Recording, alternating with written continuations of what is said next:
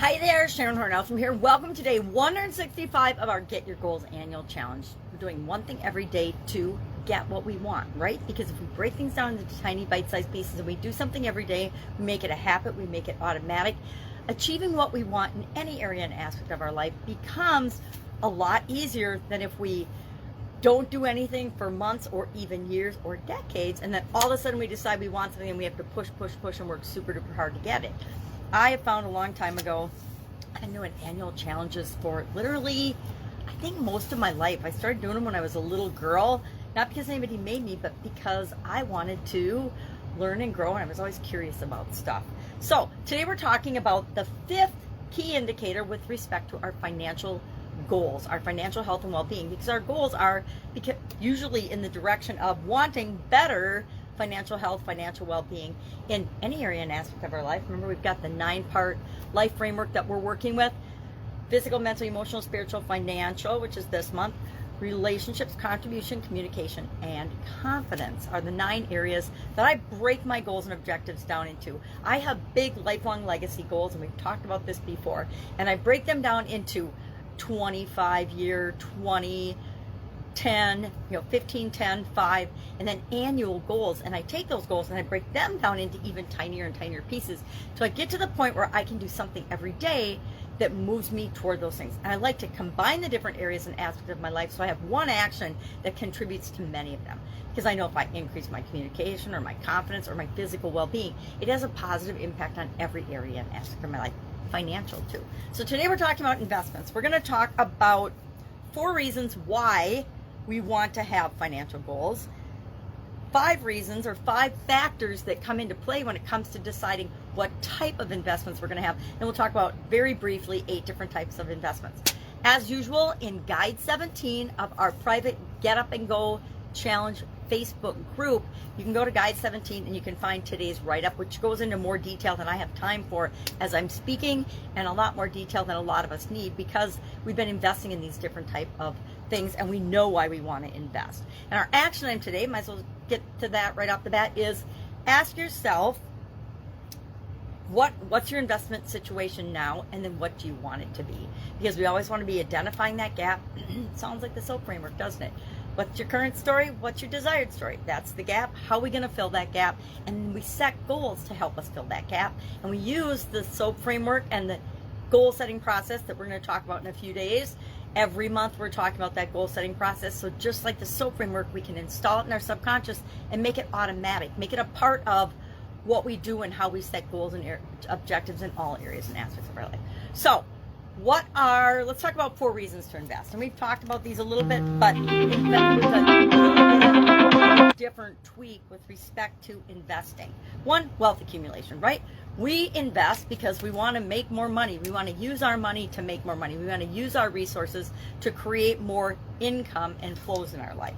We want to have retirement planning. Most of us plan on not dying and retiring, and so we want to have the funds and the money so that we can retire in a way that's comfortable to us. We don't want to have to work until we're 90-something or until we die or work ourselves to death. We want to have some kind of a plan to be able to retire comfortably. We want to invest for portfolio diversification. Why do we want to diversify? Because like everything else, some investments, they all go up and down and up and down and up and down, right? So we don't want to have all of our eggs in one basket. Oh, an idiom. We want to make sure that we have some variety. I learned that lesson in the late 2000s when the entire tech stock market totally crashed. My ex-husband and I had lots and lots of money invested in that, and we just watched as hundreds of thousands of dollars a day was lost from those stocks. And unfortunately we didn't hang on to them, and we actually realized those losses.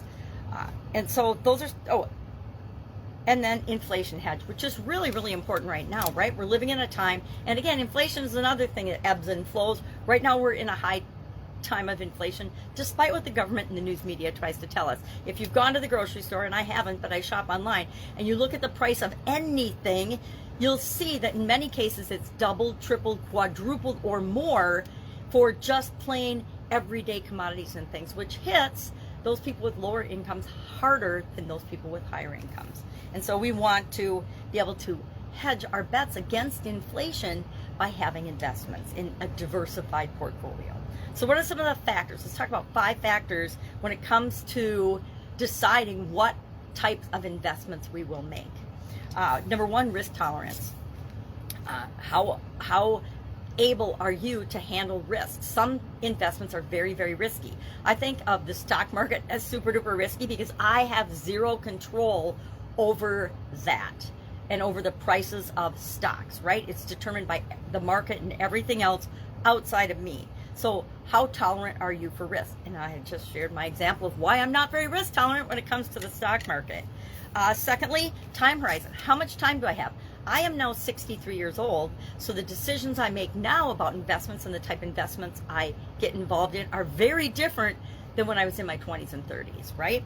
When I was in my 20s and 30s, I could invest in anything I wanted. Didn't matter how risky it was because I assumed lots and lots of time to let those investments grow and do their natural variation to end up in the direction I wanted them to. What are your investment objectives? Number 3, again, are you planning for retirement? So you want a safe type of investment that's just going to protect your principal and grow a little bit guaranteed over time? Or do you want to gamble with your money? Are you willing to take more risks and your objective is just to make as much money as you possibly can, as quickly as you possibly can? It depends. It's going to make a difference in the investment vehicles that you choose to participate in. Again, diversification is important. We want to have some risky things, some not so risky things. And again, depending on your risk aversion, or tolerance, depending on your time, how much time have you got? And finally, research and analyze stuff, right? Do not blindly put your faith in someone outside of you because they probably don't have your best interests at heart. They'll say they do, they'll act like they do, but they probably don't, because everybody on the planet has to take care of themselves first. So they might not put you in the best vehicles for you. They might only put you in the vehicles that their particular company offers or is promoting or wants to move because they get bonuses, etc. Everybody's got their own reasons for doing things. And so don't assume that we know people's intent and reasons. Now, don't not trust people, but also be smart about it. Finally, what are some different types of investments? I'm just going to briefly mention these, and if you want to, you're going to research and analyze them to see if they're right for you based on your criteria. I actually like to take this 5 criteria: risk tolerance, time horizon, my investment objectives, diversification, and results and analysis. And I like to kind of keep an eye on those. You know, I like to rate things on a scale of 1 to 10. 1 being bad or negative, 10 being positive, good, 100%. And I like to ask myself, where am I at in each of those areas? If I know that I'm very risk averse, I'm probably going to do things to be more open and flexible and do more research and analysis to help reduce my aversion to risk, etc. All right, so what are some types of investments? Of course, we know a lot of these: stocks, bonds, mutual funds, real estate, one of my personal favorites, and have done a lot of work in that area. Exchange trade funds, not familiar with those. Commodities, am familiar with those. Cryptocurrency, I have chosen not to participate up to this point. And options and futures. Again, each and every one of these could be a dissertation or a discussion for a PhD level course. You have to decide how much do you want to know about them and how much research and analysis you want to do, etc. So, okay, what's our action item today? What do you got for investments? If you don't have any, maybe you want some. If you don't have any and you don't want any, then you can probably skip today's lesson. But I would caution you to plan for your future, and part of that includes investing in your future. If you work for a company, a corporation that has a 401k plan, especially if they have a matching 401k plan, I will highly recommend that you participate in that to the fullest possible way. I worked for a company and we had a 15%, up to 15% match. So guess what? 15% of my income came right off the top and went into that 401k plan. Why? Because that 15% became 30% of my salary, which was pretty substantial back then, that was being invested for me, and I got to choose what it was invested in. I had some stocks, some mutual funds, some other things. I probably had some of these, you know, exchange trade funds, and I didn't even really consciously know it.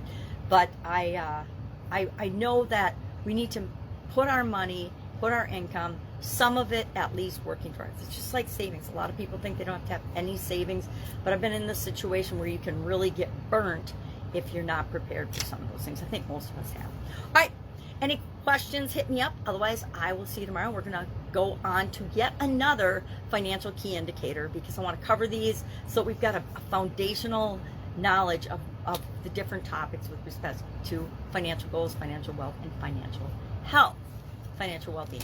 All right, have an awesome day. I'll, of course, be with you tomorrow.